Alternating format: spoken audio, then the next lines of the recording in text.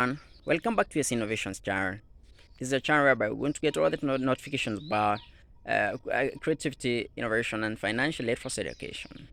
Please, today I promise to take you to liabilities.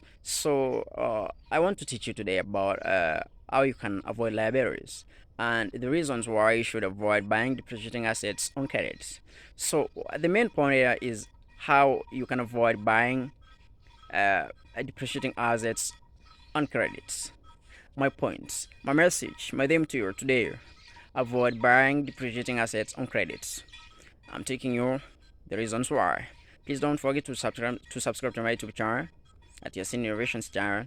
Follow me on Instagram, Yassin Kimathi, on Facebook, Yassin Kimathi, Twitter, Yassin Kimathi, and please don't forget to subscribe to my YouTube channel, Yassin Innovations, so that I can help each other to hit the target 1,000 subscribers in the next 1 month. Thank you. Like the video, share, and subscribe. Watch it full, please. Thank you. I'm taking you back to the point whereby we are taking ourselves to the financial literacy education. So the education that I want to give you here is all about why you should avoid buying depreciating assets on credits. So, for example, when you have a debt of someone, when you owe someone something, it means that you're their debtors. So you are their debtor. So they are your creditor. So when you know that you're going to pay someone something, they automatically you automatically owes them. So it means that you have in mind all the time that I have something, I owe someone something, and I have to pay. So this is a very big load because it burns calories that we should be burning, investing on other things that are positive, but not debts. You understand what I mean? So what I'm talking about here is avoid debts and avoid buying depreciating assets on credits. So for example, when you have when you go to buy depreciating assets on credit, by the time you finish to pay the debts or the agreement between you and your creditor, so it means that the value of that product will have depreciated even less than what you bought it.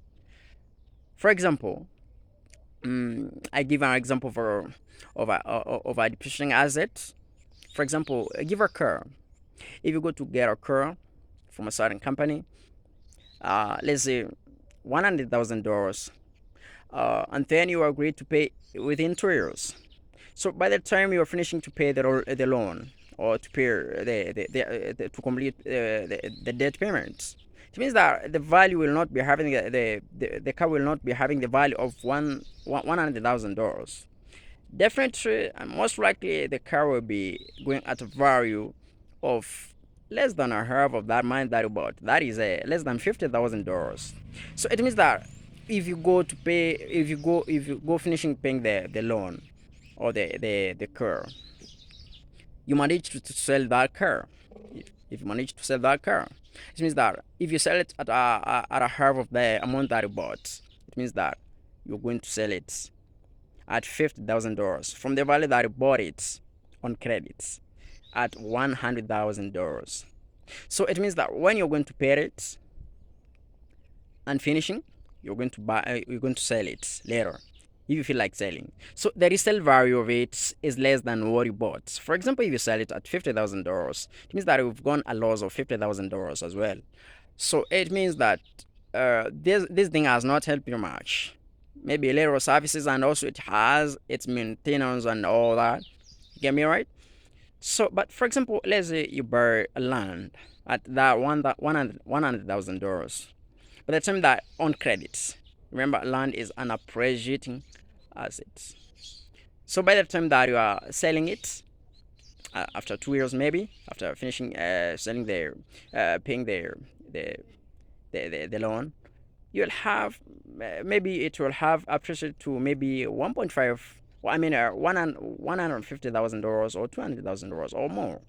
But if you go to libraries now, you're going to sell less.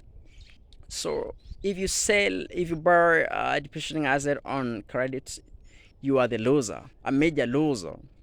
I'm not telling you not to buy liabilities, but remember, liabilities are taking you negative not in one stream, in many streams. For example, that car on credit, you're paying loan, it doesn't have the capital growth. You're going to resell it at very poor value, and then you're going to pay more taxes or more services on the maintenance of it.